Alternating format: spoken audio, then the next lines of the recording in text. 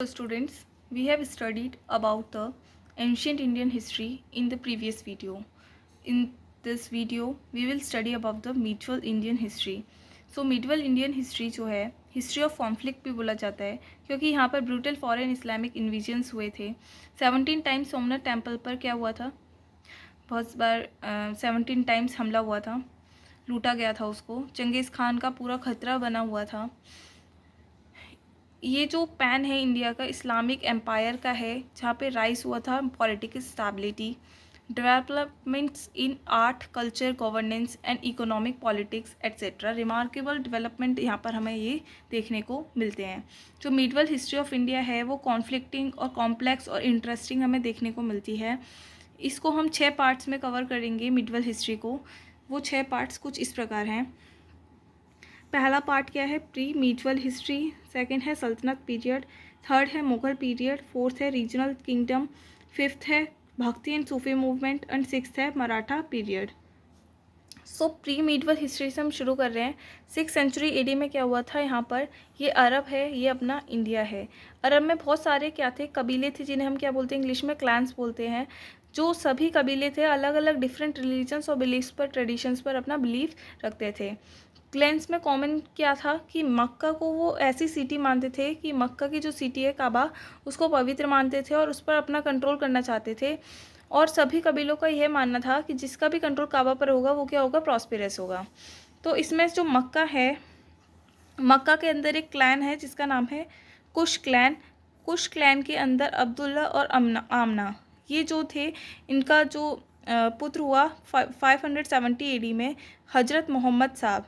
ठीक है, इनका बर्थ होता है 612 एडी में। मोहम्मद साहब क्या करते हैं, इस्लाम का धर्म को इस्टेब्लिश करते हैं और बोलते हैं कि एक गॉड की वर्शिप करने के लिए और मूर्ति पूजा के अगेंस्ट विरोधी होते हैं ये। अब 622 एडी में मक्का से मदीना माइग्रेट कर जाते हैं। वो इसलिए माइग्रेट करते हैं क्योंकि अब ऐसा तो होगा नहीं कि वहाँ पर कोई भी की मूर्ति पूजा ना करता हो। अब जो मूर्ति पूजा करने वाले हैं वो तो उनका अगेंस्ट करेंगे ना, विरोध करेंगे, क्योंकि ये मूर्ति पूजा के अगेंस्ट थे और जो बाकी लोग थे वो वन गॉड वर्शिप्स के अगेंस्ट थे। तो 622 एडी में मक्का से ये क्या करते हैं, मदीना में माइग्रेट कर जाते हैं, जिसे क्या बोलते हैं, हिजरत बोलते हैं। हिजरत बोलते हैं और कैलेंडर की शुरुआत होती है जिसका नाम है हिजरी संवत। अब मदीना आते ही क्या होता है कि मोहम्मद साहब जो हैं वो धार्मिक प्रचार करते हैं और जो सोशल रिफॉर्म्स है उनका भी वर्क को स्टार्ट कर देते हैं with different political system which was based on equality. So बहुत सारे जो क्लैंस होते हैं वो स्टार्ट कर देते हैं फॉलो करना किसको, मोहम्मद साहब जी को। And then with the power Mohammad साहब अटैक्ड ऑन मक्का। उसके बाद मोहम्मद साहब जब अपनी फॉलोइंग्स के साथ क्या करते हैं, अटैक करते हैं और कंट्रोल कर लेते हैं काबा के ऊपर। अब 632 एडी में क्या होता है, मोहम्मद साहब क्या हो जाते हैं, उनकी मृत्यु हो जाती है। अब प्रचार प्रसार का कार्य कौन करेगा, वो कौन करता है, खलीफा करते हैं। जो पोस्ट है खलीफा की, स्टार्टिंग में क्या था कि रिलेटेड टू रिलीजन की, हाँ धार्मिक मामलों के लिए था, लेकिन बाद में क्या हुआ कि ये जो पोस्ट है वो सुप्रीम हो गई और in the post Islamic state. खलीफा की लीडरशिप में इस्लाम का जो तेज़ी से प्रसार हुआ, जिन्होंने अपना कैपिटल क्या बनाया, दमिश्क को बनाया। दमिश्क के जो खलीफा हैं वो कौन है, अल वलीद फर्स्ट के कार्य के लिए।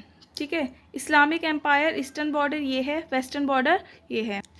तो दमिश्क के जो खलीफा हैं अल वलीद फर्स्ट, उनके कार्यकाल में क्या होता है कि जो इस्लामिक एम्पायर ईस्टर्न बॉर्डर यहाँ पर है, वेस्टर्न बॉर्डर कहाँ पर है, यहाँ पर। तो जो इस्लामिक एम्पायर जो है वो ईस्टर्न की तरफ मतलब ईस्टर्न वर्ड्स है और ये इंडिया यहाँ पर है, तो ये जो है इस तरफ की तरफ प्रसार के लिए बढ़ रहा है। क्यों बढ़ रहा है, अल वलीद जो फर्स्ट है, उनके जो एडवाइज़र है उनका और डिफेंस मिनिस्टर है, वो कौन है, अल हज्जाज बिन यूसुफ। वो कौन है, गवर्नर ऑफ इराक के गवर्नर है। और बहुत चाहते क्या हैं कि इस्लाम का प्रचार प्रसार हो कहाँ पे, टुवर्ड्स इंडिया। तो इसके लिए क्या करते हैं वो ऐसा क्यों चाहते हैं, वो इसलिए चाहते हैं क्योंकि जो अरबी ट्रेडर्स हैं, उन्होंने क्या सुन रखा है अरबी ट्रेडर्स से कि जो इंडियन किंग्स हैं, जो भारतीय राजा हैं, वो बहुत ज़्यादा अमीर हैं, रिच हैं। अब आगे हमें एक और चीज़ देखने को मिलती है कि जो मोहम्मद अली इब्न अबू बकर कुफी हैं, वो क्या चाहते हैं, उनकी जो बुक है चचनामा, उनके अकॉर्डिंग उसके अकॉर्डिंग हम देखने को मिलता है कि जो इंडिया है हमारा, यहाँ पे नीचे है श्रीलंका, ठीक है, इस तरफ आ गया ये सिंध। तो क्या होता है कि जो श्रीलंका है, श्रीलंका के उमैयद खलीफा जो अल हज्जाज हैं, जो उमैयद खलीफा हैं, वो क्या करते हैं, बहुत से जहाज़ के अंदर सोना भर के भेज रहे होते हैं। तो ये सिंध की तरफ जा रहा होता है, तो वहाँ पे क्या होता है, देवलपोर्ट पे डाकुओं ने लूट लेता है। अब जब डाकू लूट लेते हैं तो फिर उसके बाद वो देखते हैं कि अल हज्जाज क्या करते हैं, वो राजा दाहिर के पास, जो राजा दाहिर जो हैं सिंध के क्या होते हैं, के राजा होते हैं, वो राजा दाहिर को पास क्या करते हैं, एक पत्र लिखकर भेजते हैं कि या तो आप क्या करो कि मान जाओ हमारा मतलब ये जो सोने का जहाज़ है वो आपके यहाँ के डाकू ने लूटा है, आपने लुटवाया है, तो आप हमारा पूरा भरपाई करो, वरना युद्ध के लिए तैयार हो जाओ। और यहाँ पर राजा दाहिर क्या होते हैं, वो इस चीज़ को मना कर देते हैं कि हमने नहीं करा, और ये बात मानने से इनकार कर देते हैं, पत्र वगैरह इनकार हो जाता है। अब जो अल हज्जाज है वो क्या करता है, अल हज्जाज अपने भतीजे और दामाद को 6000 की जो सेना है, 6000 का सेना कमांडर बनाकर भेजता है मकरान, और मकरान पहुंचकर उसके 9000 सैनिक जो है वो दिए गए हैं, और इस 15000 की सेना को उसने 2 हिस्सों में बांट देता है। यानी कि 6000 सेना कमांडर बनाकर भेजे थे, मकरान पहुंचकर उसने क्या किया, 9000 सैनिक और दे दिए, तो 15000 हो गए। 15000 में क्या हुआ, 2 हिस्सों में बांट देता है, क्या 7500 और ये 7500, तो 7500 अटैक करते हैं, और 7500 क्या करते हैं, अटैक करते हैं दीवार पोर्ट पर। ठीक है, दीवार पोर्ट पर अटैक करते हैं। मोहम्मद बिन कासिम जो है वो फरमान जारी करते हैं, वो क्या फरमान जारी करते हैं, जो इस्लाम को नहीं मानेगा उसे मार दिया जाएगा। अब क्या होता है, ये अपना भारत है, भारत में यहाँ पे है सिंध, सिंध में जो ये इंदस रिवर है वो इधर से जाते, तो पूर्वी किनारा है यहाँ पे, तो दाहिर जो है वो इधर से अपने सोल्जर्स के साथ जा रहे होते हैं। क्यों जा रहे होते हैं, क्योंकि उन्हें पता लग जाता है कि मोहम्मद बिन कासिम जो है यहाँ पे लूट वगैरह करने आ रहा है और लोगों को मारने आ रहा है, इसलिए वो अपनी जान बचाकर यहाँ पे से भागने लगते हैं। जिसे क्या बोलते हैं, 20 जून 1712 एडी में रिवार की वॉर हुई, जिसमें दाहिर जो है, ये जो दाहिर है वो यहाँ पे तब भी मर जाता है, और फिर 2 बेटियों के साथ जो है कौन है, 2 बेटियों के साथ मोहम्मद बिन कासिम जो है अल हज्जाज के पास जाता है, और अल हज्जाज के पास जाकर उस टाइम पे जो भी खलीफा रहते हैं वो तो उनकी डेथ हो जाती है, तो खलीफा के पास दूसरे जो खलीफा आते हैं उनके पास भेजता है। अब जब 2 बेटियां यहाँ पर आती हैं तो वो 3 दिन किसके साथ रहती हैं, मोहम्मद बिन कासिम के साथ रहती हैं, मतलब रहने का मतलब ये है कि आ रही होती हैं साथ में, तो उनके साथ साथ जब आ रही होती हैं तो वो उस टाइम पे जो नए खलीफा थे उनका नाम था सुलेमान बिन अब्दुल मलिक, उनको बताती हैं कि कासिम के द्वारा उन्हें वायलेट किया गया है, यानी कि उन्हें बहुत ज़्यादा परेशान किया गया है। तो जो खलीफा है नए, उन्होंने क्या किया, मोहम्मद बिन कासिम को जेल में मतलब बंद करवा दिया, और वो भी साथ में बैल की चमड़ी में लपेट कर, जब बैल की चमड़ी में लपेट कर उन्हें सामने लाने का क्या दिया गया, आदेश दिया गया कि वो उन्हें सामने लाया जाए, वो भी बैल की चमड़ी में लपेट कर। लेकिन जब बैल के चमड़े में लपेट कर जब ला रहे होते हैं तो उसकी बीच में ही मृत्यु हो जाती है। इस तरीके से ये जो 2 बेटियां हैं दाहिर जी की, उनकी जो क्या है, दाहिर की हत्या का ले लेती हैं, अपना जो रिवेंज है वो पूरा ले लेती है अपने बाप की मृत्यु का। 1715 एडी में तक ही कासिम का शासन कर पाता है, और in this short period Qasim had impose jizya tax on non Muslims. इस्लाम के द्वारा प्रसार कार्य को जो अधूरा रह गया था उसे तुर्कों ने क्या करता है, वो पूरा करते हैं। फाउंडर ऑफ यामिनी, अब यामिनी डायनेस्टी आ जाती है कि यामिनी डायनेस्टी के जो फाउंडर हैं वो हैं अल्पतिगीन, और who made his capital Ghazni, जिसको वो गजनी को क्या बनाते हैं, कैपिटल बनाते हैं, जिसका बेटा है सुबुक्तगीन, जो कि फर्स्ट तुर्क इन्वेडर होता है, जिसमें नॉर्थ वेस्ट इंडिया में हिंदुस्तानी राजवंश का शासन था। मोहम्मद गजनी जो है भारत पर 17 बार आक्रमण करते हैं, 1009 एडी से लेकर 1027 एडी तक वो भारत पर 17 बार आक्रमण करते हैं, और 1016 एडी से मथुरा, 1025 एडी में सोमनाथ, इन सबको लूटते हैं। 1029 एडी में उसका आखिरी युद्ध जो होता है वो जाटों से होता है। 12 सेंचुरी एडी में क्या होता है, गौरी डायनेस्टी इस्टेब्लिश होती है, क्योंकि यहाँ पे वो मर जाता है ऊपर गजनी, और फिर उसके बाद गजनी जब मर जाता है तो गौरी डायनेस्टी की इस्टेब्लिश होती है।